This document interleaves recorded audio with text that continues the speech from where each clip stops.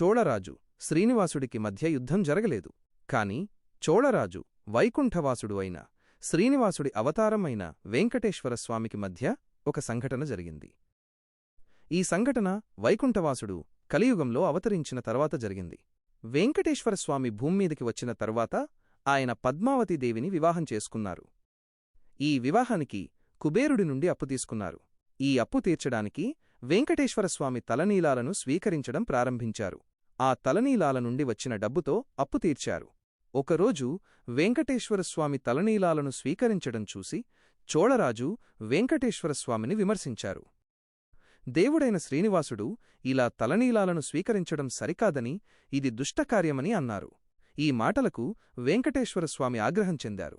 వెంకటేశ్వరస్వామి చోళరాజుతో యుద్ధం చేయలేదు, కాని ఆయనను శపించారు. నీవు ఈ దుష్టకార్యం చేసినందుకు నీవు నీ రాజ్యాన్ని కోల్పోతావు. నీ రాజ్యంలో కరువు, దుర్భిక్షం వస్తుంది. నీవు దీనంగా బతుకుతావు అని శపించారు. చోళరాజు శ్రీనివాసుడి శాపానికి భయపడి ఆయన పాదాలపై పడి క్షమించమని వేడుకున్నాడు.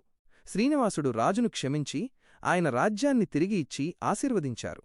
ఈ సంఘటన చోళరాజు శ్రీనివాసుడి మధ్య యుద్ధం కాదని, కాని ఒక సంఘర్షణ అని చెప్పవచ్చు.